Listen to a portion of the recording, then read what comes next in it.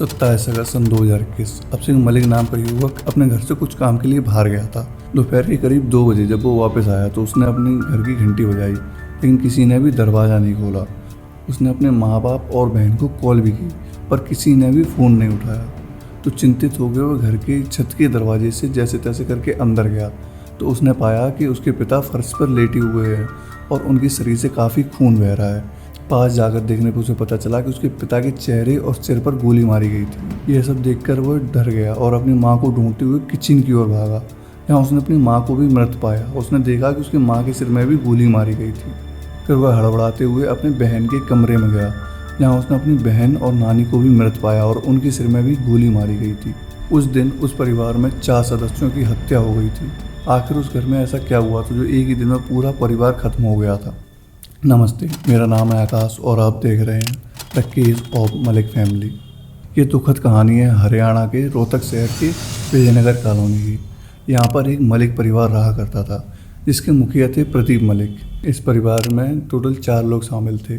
प्रदीप मलिक, उनकी पत्नी बबली देवी, उनका 20 वर्षीय बेटा अभिषेक मलिक और उनकी 18 वर्षीय बेटी नेहा मलिक। प्रदीप मलिक एक सम्मानित व्यापारी थे जो कि प्रॉपर्टी डीलिंग का काम करते थे, जिसके कारण उनका परिवार काफ़ी लोकप्रिय था। उनका बेटा अभिषेक रोहतक में बीकॉम की पढ़ाई कर रहा था। उनकी बेटी नेहा 12वीं की छात्रा थी और बबली देवी एक हाउसवाइफ थी। 27 अगस्त सन 2021 को इस परिवार के 4 सदस्यों की निर्मम हत्या कर दी गई, जिसमें नेहा मलिक अभी जिंदा थी और अभिषेक ने अपने चाचा की मदद से उसे अस्पताल पहुंचाया। लेकिन दुर्भाग्यवश ठीक 2 दिन बाद 29 अगस्त सन 2021 को ही नेहा ने भी दम तोड़ दिया। उस दिन पुलिस और फॉरेंसिक टीम ने घर की जांच की तो जांच में उन्होंने पाया कि उन्हें 5 गोलियों के कवर मिले हैं, जिसमें प्रदीप मलिक को 2 गोलियां मारी गई थी और नेहा मलिक, उसकी नानी और उसकी माँ को एक गोली मारी गई थी। तो शवों को पोस्टमार्टम के लिए भेजा गया, लेकिन उन्हें कोई सबूत नहीं मिला। तो पुलिस वाले अभिषेक मलिक से पूछताछ करना चाहते थे, लेकिन अभिषेक की हालत रो के पहले ही बहुत ख़राब थी क्योंकि उसने अपने परिवार वालों को खोया था।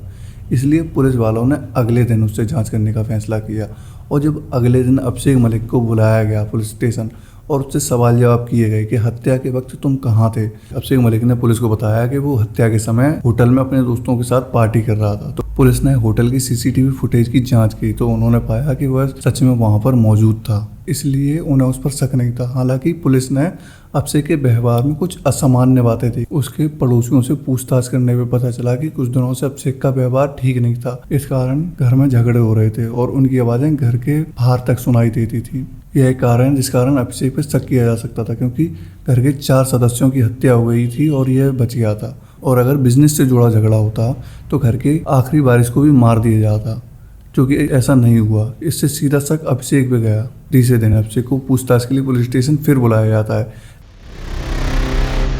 लेकिन इस बार किसी को भी उसके साथ नहीं आने दिया जाता है और इस बार उससे सख्ती से पूछताछ की जाती है और वह टूट जाता है क्योंकि वह पेशे से कोई क्रिमिनल नहीं था। थोड़ी सी कड़ी पूछताछ करते ही अभिषेक टूट गया और उसने ऐसी बात का खुलासा किया जिसे सुनकर पूरा पुलिस स्टेशन दंग रह गया। उसने कहा कि उसने ही अपने परिवार की हत्या की है। अभिषेक ने अपने परिवार की हत्या क्यों की, इसके पीछे का कारण जानकर सभी हैरान थे।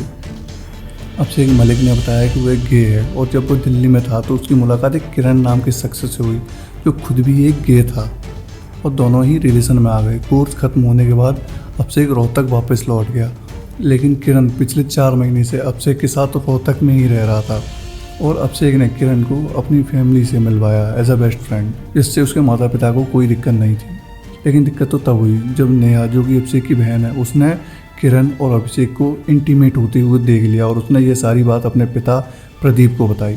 तो प्रदीप ने अभिषेक पर काफ़ी पाबंदियाँ लगा दी और उसकी कार की चाबियाँ भी छीन ली गई और उसका किरण से मिलना भी बंद कर दिया गया। और उसको जब वह घर से कहीं जाना होता तो उसके लिए भी घर से परमिशन लेनी पड़ती, जिससे अभिषेक बहुत परेशान हो चुका था क्योंकि वह किरण के साथ रहना चाहता था।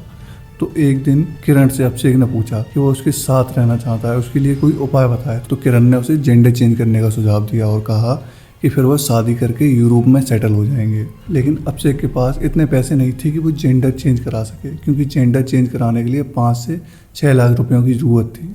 इसलिए उसने अपने पिता से पैसे मांगे, जिस कारण उसके पिता को बहुत गुस्सा आया। उन्होंने उसे मारा और उस पर बहुत सारी पाबंदियां लगा दी। लेकिन अभिषेक कुछ भी करके किरण के साथ रहना चाहता था। तो एक रात उसके दिमाग में ख्याल आया उसने सोचा कि घर के अगर सारे सदस्य मर जाएं तो सारी संपत्ति उसके नाम हो जाएगी और उसे किसी से भी पैसे मांगने की फिर ज़रूरत नहीं पड़ेगी। इसलिए उसने घर में रखी बंदूक से अपने परिवार के सारे सदस्यों को गोली मार दी और उन्हें मौत के घाट उतार दिया। इसके बाद भी उसे कोई अफसोस नहीं था, क्योंकि वह किरण के साथ उसे एक अच्छी ज़िंदगी जीना चाहता था। लेकिन उसने यह तक नहीं सोचा कि उसने अपनी पूरी ज़िंदगी उन्हीं लोगों के साथ बिताई है जिन्होंने उसे प्यार दिया, बड़ा किया।